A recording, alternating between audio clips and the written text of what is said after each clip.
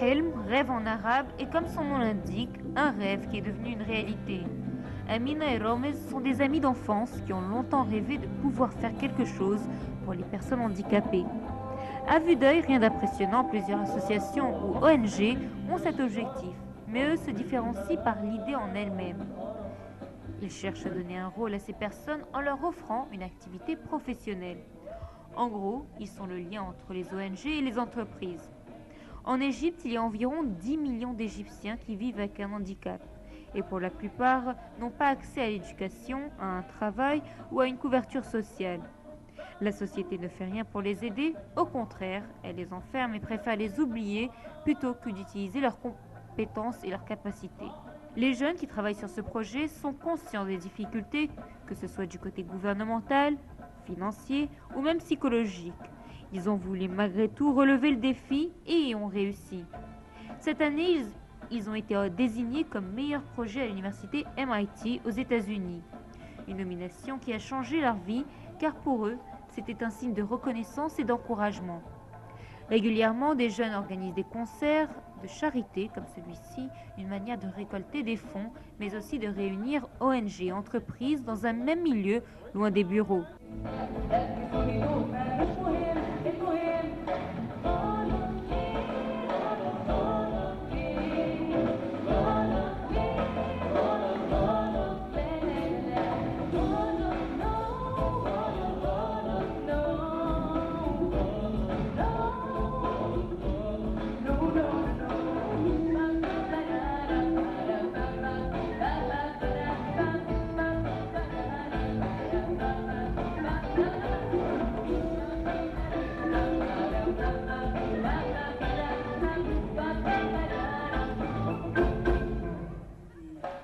Je suis Amina Saïn. Ramez et moi, nous avons fondé le projet Helm il y a environ 2 ans. Au départ, c'était une simple... Auparavant, nous étions ensemble à l'école, puis après, nous avons obtenu notre diplôme, nous avons travaillé chacun là où il voulait. Mais il y avait cette idée de projet qui nous plaisait depuis longtemps. Celui de travailler avec des personnes en difficulté ou avec des personnes qui ont un handicap. On voulait connaître leurs problèmes. À partir du moment où nous les avons connus, on a commencé à faire des recherches pour voir ce qui correspondait vraiment à ce. Puis aux États-Unis, on nous a classés parmi les 10 meilleures associations ou projets de jeunes entrepreneurs. Et à l'université MIT, qui est la meilleure dans le domaine de la technologie, on nous a classés premiers. Pourquoi? Eh bien parce que notre projet est très lié par la technologie et les activités qui ont un rapport avec. Notre but est de pouvoir former, puis faire embaucher des personnes handicapées, leur donner des facilités d'embauche. Bien évidemment, l'expérience était très enrichissante car on a senti qu'il y avait des personnes intéressées par notre projet et ce n'est pas n'importe qui, mais une des meilleures universités dans notre domaine. Il faut dire que nous avons pris la première place, mais il y avait d'autres projets excellents qui faisaient compétition. Mais nous avons su nous démarquer parmi les 58 projets sur la liste. Et puis autre chose intéressante dans ce voyage est que nous avons pu faire la connaissance de différentes personnalités intéressantes, parmi elles des personnes présentes ici aujourd'hui, mais aussi la connaissance de différentes associations qui sont venues participer à cet événement pour nous dire qu'ils ont besoin de nous. Et en tant qu'équipe, c'est ce qui nous importe, celui d'attirer l'attention des différentes associations et de travailler ensemble pour au final créer des postes. Helm, comme son nom l'indique, est le rêve de 15 personnes qui ont un handicap, qui n'arrivent pas à jouir de leurs droits, qui sont rejetées par la société et qui n'ont pas leur place. Et nous, notre rêve est de pouvoir faire connaître notre projet et de réaliser les besoins de ces personnes, car c'est leur droit. Comme vous le savez, ils n'ont aucune facilité, ni au niveau des transports, ni d'embauche, ni au niveau de la santé. On ne se préoccupe pas de leurs besoins ici en Égypte. Et malheureusement, c'est un fait. Elle n'est pas considérée comme une personne normale qui a des droits. On ne peut pas l'exclure et la laisser avec tous ses problèmes. Oui, en effet, on a tous des problèmes, mais un handicapé n'a que ça, et ce n'est pas juste. Il n'arrive même pas à sortir tout seul. Et donc voilà, c'est ça notre rêve, de pouvoir faciliter la vie à toutes ces personnes. Nous sommes là comme une sorte de pont via lequel l'entreprise ou la personne handicapée peut faire appel à l'autre. Eh bien, jusqu'à présent, nous avons pu aider 170 personnes. Nous les avons aidées à trouver un poste, la majorité de ces personnes étaient des sourds-muets ou des handicapés mentaux. Et notre objectif cette année est d'atteindre les 1000 personnes. Bien évidemment, pour un projet comme le nôtre, 170 est un bon chiffre. Mais nous, on ne veut pas s'en tenir à cela, car nous ne travaillons pas seuls. Différentes associations sont là avec nous et nos ambitions ne nous arrêteront pas à ce chiffre. Il y a encore beaucoup de personnes qui ont besoin de nous. Là où on a rencontré le plus de problèmes, c'était avec les cas eux-mêmes. Ils n'ont pas confiance en eux, principalement les jeunes qui ont un handicap. Ils ont pour la plupart des dons et sont très talentueux. Mais malheureusement, ils n'ont pas confiance en eux, en leurs capacités. Et ça, c'est dû à la société. Donc nous, en gros, on essaye de changer cette idée faite par la société, ce qui équivaut à 100 ans précédentes, tout modifier. Pour cela, on travaille sur différents plans pour en sortir le meilleur. Malheureusement, même lorsque la loi des 5% est exécutée dans les grandes entreprises, l'embaucheur préfère faire rester la personne handicapée chez elle et lui donner son salaire plutôt que de le faire travailler. Il y a d'autres cas où l'entreprise refuse complètement d'embaucher ces personnes et préfère payer l'amende pour se débarrasser de ces personnes. Une situation triste qui malheureusement existe et nous met face à deux problèmes. Tout d'abord, la personne handicapée prend l'habitude de rester à la maison et de toucher sa paye en ne faisant rien. Et pourtant, ils ne savent pas que comme ça, on gâche toute une vie. Dieu, lorsqu'il retient une chose d'un être, il la compense avec autre chose. Mais malheureusement, les gens ne pensent pas de la sorte.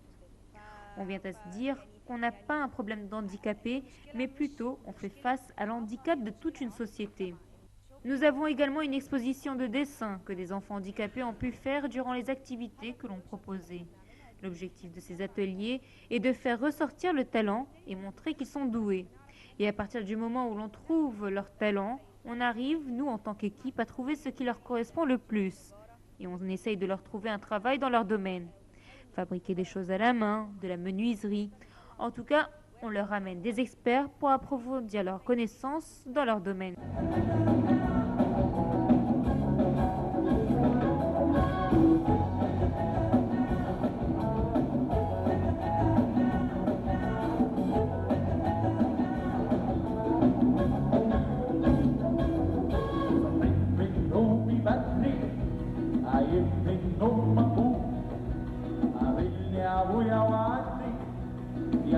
الهنا والسرور ويجيله معلش اصلي مزنوق في حوار مرور كان على بعين وحسه لقيتك سودا يا عمور علينا بكره علينا بكره علينا بكره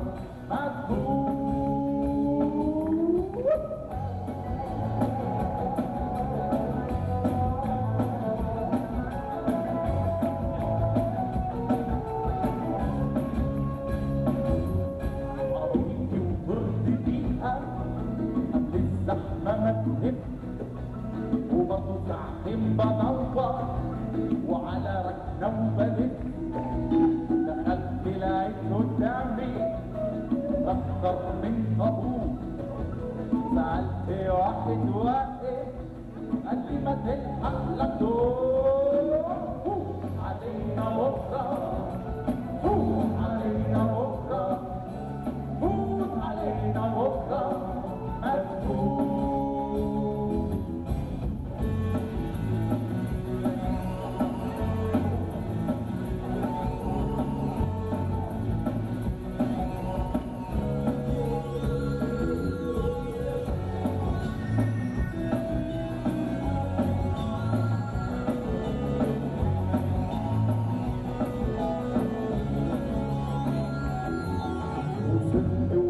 مجهول قدامي الشباكين سألت واحد قاعد عقلي مصلحة منين رمق لي طرف عينه وفتح لي في ايده در ما تخلص يا ابني خلص وعلى البيع الفرن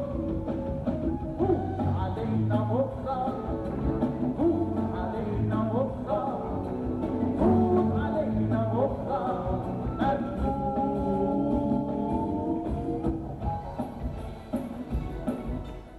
أنا اسمي نورة أبو النصر.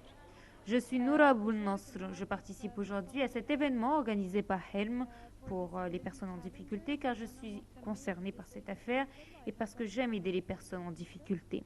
Je trouve que le gouvernement devrait aider ces personnes en leur donnant la possibilité de travailler, leur donner des soins adéquats ou du moins les aider à payer leurs soins car c'est souvent très cher pour des personnes à simple revenu. Lutter contre les discriminations aussi. Les entreprises sont les premiers à discriminer des personnes par le simple fait qu'ils ont un handicap. Moi, par exemple, j'ai un master en managing, mais malheureusement, je ne travaille pas et je ne trouve pas de travail, car les entreprises sélectionnent. Ils préfèrent les personnes dites normales à ceux qui ont un problème comme moi et comme beaucoup d'autres. En fait, il y a environ 15 ans, j'étais atteinte d'une paralysie. Je me suis fait soigner et j'ai su apprendre à vivre normalement. J'arrive à marcher et à subvenir à mes propres besoins. Je n'ai besoin de l'aide de personne. J'ai travaillé auparavant pendant 7 ans dans une société de télécommunications. Actuellement, lorsque j'ai perdu mon poste, je dépose mon CV à une entreprise qui recherche des employés. On refuse car j'ai un handicap, même si c'est un petit handicap qui ne m'empêche pas de travailler. Comme vous voyez, je marche normalement, je fais tout par moi-même. Je travaille dur, même plus que les autres personnes, pour justement prouver que j'en suis capable et que je suis un membre actif de la société. Mais malgré tout cela, je n'arrive toujours pas à trouver un poste et nombreux sont dans ma situation. Sans compter qu'on n'a pas de facilité au niveau de l'assurance santé. Nous n'avons pas de facilité de vie. On ne nous encourage même pas à améliorer notre situation. Concernant la loi des 5% d'embauche des personnes handicapées, eh bien, sachez que cette loi n'est pas fictive et elle est présente essentiellement dans les secteurs publics et dans les différents ministères, mais pas le secteur privé. Ils ne reconnaissent pas cette loi et même lorsqu'on veut